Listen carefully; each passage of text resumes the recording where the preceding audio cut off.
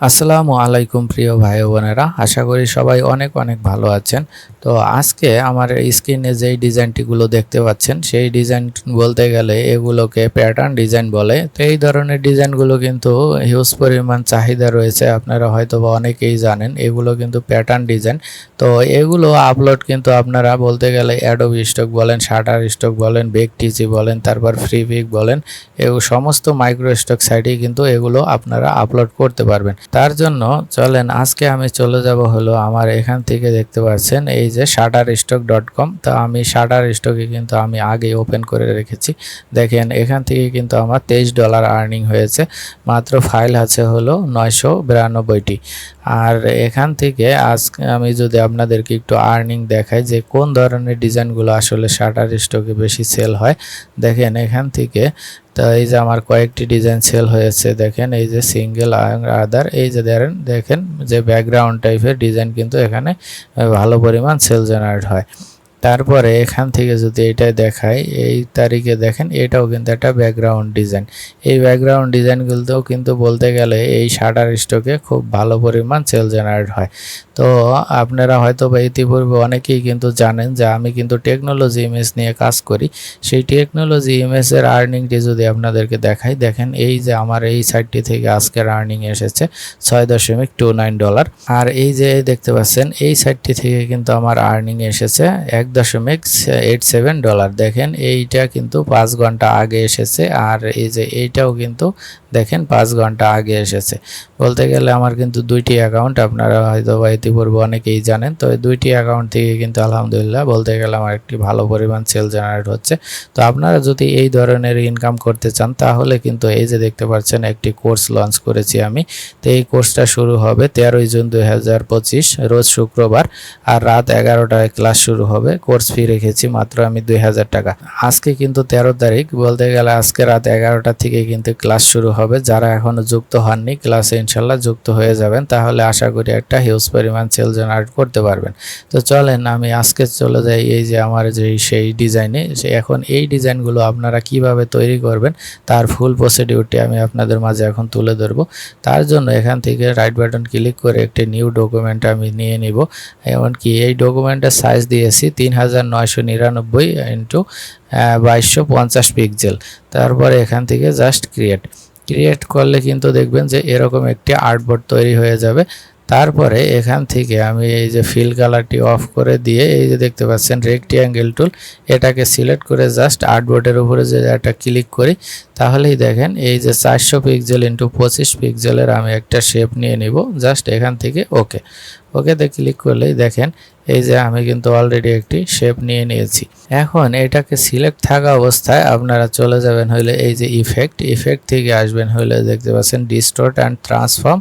তারপরে এই যে দেখতে পাচ্ছেন ট্রান্সফর্ম, এখানে আপনারা এখন 25 সিলেক্ট করে দিয়ে, আর এখানে দেখতে পাচ্ছেন কপির জায়গায় 8 কপি আমি দিব। তারপরে জাস্ট ওকেতে ক্লিক করলে কিন্তু এরকম একটি শেপ হয়ে যাবে। জাস্ট এখান থেকে অবজেক্ট থেকে এক্সপ্যান্ড অ্যাপিয়ারেন্স, তারপরে এখান থেকে রাইট বাটন ক্লিক করে এটাকে আনগ্রুপ করে নিব।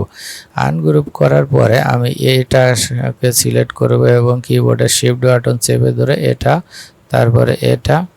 তারপরে এটা এই চারটিকে আমি সিলেক্ট করে এখান থেকে দেখতে পাচ্ছেন ট্রান্সফর্ম থেকে এটা 400 পিক্সেল রয়েছে, আমি এটাকে 30 পিক্সেল করে দিয়ে এখান থেকে 30 পিক্সেল করে দিয়ে ইন্টারপ্রেস করব।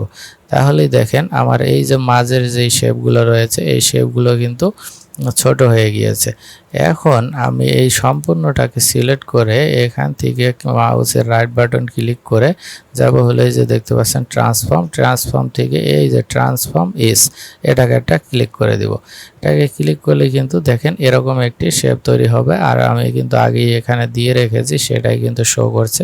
এখানে দিবেন হলো 150 আর এখানে দিবেন 300 পিক্সেল দিয়ে, তারপর আপনারা যদি এই যে র্যান্ডমাইজ এটাতে ক্লিক করেন তাহলে দেখবেন যে এটা কিন্তু বিভিন্ন ধরনের শেপ আকৃতিতে তৈরি হবে। তো আমি এই পরিমাণে রেখে দিয়ে জাস্ট এখান থেকে ওকেতে ক্লিক করলে এই যে দেখেন আমার এখানে কিন্তু এই শেপটা একটু বাইরে চলে এসেছে। আমি এটাকে ধরে আমি এভাবে একটু ভিতরে দিয়ে দিচ্ছি। তারপরে এখান থেকে দেখতে পাচ্ছেন আমি এটাকে ধরে আরেকটু ভিতরে কাস্টমাইজ করে নিচ্ছি, আর এই শেপটাকে আমি আরেকটু এদিকে করে নিচ্ছি। তো তো এভাবে করার পরে এই যে দেখতে পাচ্ছেন সম্পূর্ণটাকে ধরে আপনারা চলে যাবেন হলো এই যে স্টক কালারটা অফ করে দিয়ে এটাকে একটা ফিল কালার দিয়ে দিবেন এই ব্ল্যাক। এমনকি ফুল ব্ল্যাকটা হয়নি, এটাকে আপনারা এখান থেকে ডাবল ক্লিক করে এটাকে ফুল ব্ল্যাক করে দিবেন। তো এটাকে এই অবস্থায় আসার পরে তারপর সম্পূর্ণটাকে সিলেক্ট করে এই যে দেখতে পাচ্ছেন এখানে ডিরেক্ট সিলেকশন টুল, এটাকে একটা সিলেক্ট করে দিবেন। তারপরে এই যে দেখতে পাচ্ছেন কর্নার্স রয়েছে, কর্নার্স এখানে 0 পিক্সেল রয়েছে, আমি এখানে করে দিব 25 করে দিয়ে জাস্ট একটা ইন্টারফেস করব। তাহলে দেখেন আমার এই যে কর্নারগুলো কিন্তু একটু শেপ আকৃতি হয়ে গেছে এবং কি রাউন্ড শেপে পরিণত হয়েছে। এখন আমি এটাকে সিলেক্ট থাকা অবস্থায় আমি চলে যাব অবজেক্ট, অবজেক্ট থেকে এই যে দেখতে পাচ্ছেন প্যাটার্ন, প্যাটার্ন থেকে মেক, তারপরে ওকে। এখান থেকে দেখতে পাচ্ছেন এই যে গ্রিড সিলেক্ট করা রয়েছে, এটাকে আমি করে দিব ব্রিক বাই রো। রোতে সিলেক্ট করলে এই যে দেখতে পাচ্ছেন ওয়েট আর হাইট রয়েছে, এখানে একটা ক্লিক করে কিবোর্ডের আপ অ্যারো এবং কি ডাউন অ্যারো আপনারা একটু ক্লিক করে দেখবেন যে এটা ডিজাইনটা কোন দিকে যায়। তো আমি আপাতত একটু ডাউন অ্যারো ক্লিক করতেছি, দেখেন আমি এই পরিমাণে রেখে দিচ্ছি।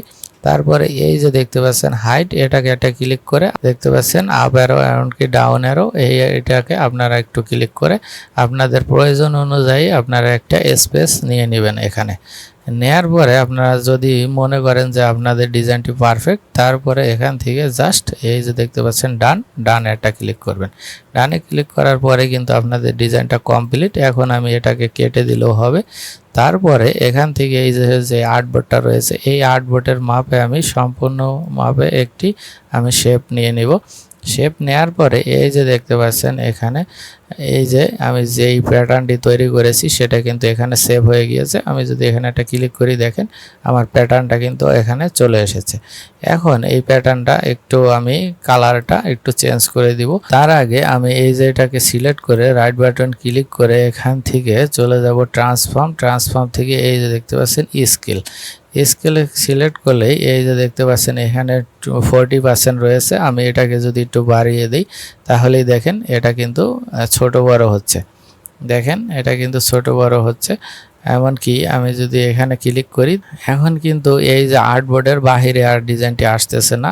এমনকি এই যে আমি যদি আপ অ্যারো এমনকি ডাউন অ্যারো ক্লিক করি এটা আর্টবোর্ডের ভিতরেই থাকতেছে। তো এভাবে আপনারা একটু ছোট বড় ইচ্ছা মতো করে নেবেন আপনাদের পছন্দ মতো। তারপরে জাস্ট ওকেতে ক্লিক করলেই তারপরে এখান থেকে আমি এই যে দেখতে পাচ্ছেন এই কালারটা একটু চেঞ্জ করে দিয়ে যেরকম এই যে অরেঞ্জ কালার, এই অরেঞ্জ কালারটি সিলেক্ট করে এই রেক্ট্যাঙ্গেল টুলটাকে সিলেক্ট করে এই আর্টবোর্ডের সমান করে আমি আরেকটি শেপ নিয়ে নেব।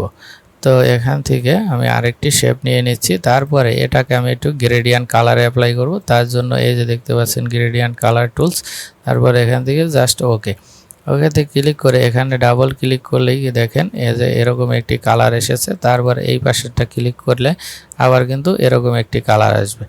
তো আমি এরকম একটি কালার নিয়ে নিচ্ছি। তারপরে এখান থেকে দেখতে পাচ্ছেন এই যে গ্রেডিয়েন্টের একটি অপশন রয়েছে, এখান থেকে মাউস ড্র্যাগ করে এরকম যদি করেন যে কোনো এক কর্নার থেকে এই কর্নারটা চলে আসবে। তারপরে এই যে এই শেপটা সিলেক্ট থাকা অবস্থায় আপনারা চলে যাবেন অপাসিটি, অপাসিটি থেকে এই যে নর্মাল মোড দেখতেছেন এখান থেকে আপনারা একটু মাল্টিপ্লাইতে ক্লিক করবেন। তাহলেই দেখেন যে এই ডিজাইনটা কিন্তু এরকম একটি লুক নিয়েছে। এখন যদি আপনারা এখান থেকে আরেকটু চেঞ্জ করতে চান তাহলে এই মাল্টিপ্লাইয়ের জায়গায় কালার বান, তারপরে লাইটেন, তারপরে এখান থেকে দেখতে পাচ্ছেন স্ক্রিন, তারপরে এই যে কালার ডট, এভাবে আপনারা একটু চেঞ্জ করে দেখবেন যে কোন কালারটা আপনার ডিজাইনটা পারফেক্ট মনে হচ্ছে। তো এভাবে একটু চেঞ্জ করে দেখবেন। তারপরে এই যে ওভারলে রয়েছে, ঠিক আছে, তারপরে এই যে সফট লাইট রয়েছে, তারপরে এই যে এখানে হার্ড লাইট রয়েছে, দেখেন এখন কিন্তু আরেকটু চেঞ্জ হয়েছে। তো এভাবে আপনারা একটু চেঞ্জ রাউন্ড করে দেখবেন যে এই মোডটা যে কেমন, কোনটায় দিলে আপনাদের ডিজাইনটা ভালো লাগতেছে। তো সেইভাবে আপনারা রেখে দিবেন। তো আমি এখান থেকে যদি এই যে হার্ড মোডে রেখে দিই তাহলে মনে হচ্ছে যে না ডিজাইনটা ভালো লাগতেছে, তো আমি এইভাবে রেখে দিচ্ছি। তো আপনারা আপনাদের ইচ্ছা মতো একটু কাস্টমাইজ করে নেবেন। এই ডিজাইনগুলো কিন্তু খুব সহজেই আপনারা মাইক্রোস্টক সাইডে আপলোড করে একটা হিউজ পরিমাণ সেল জেনারেট করতে পারবেন। তো আজকে আমি আপলোড প্রসেসটা দেখালাম না। তো যাই হোক, আপনারা আশা করি সেভ করে আপনাদের অ্যাডোবি স্টক বলেন, শাটার স্টক বলেন বা ভেক্টিজি বলেন, এখানে কিন্তু এই ডিজাইনগুলো আপলোড করতে পারবেন। সেই প্রসেসটা হয়তো আপনাদের জানা আছে। তো আজকে এই পর্যন্তই। আল্লাহ আপনাদের ভালো রাখুক, সুস্থ রাখুক, এই বলে বিদায় নিচ্ছি। আসসালামু আলাইকুম।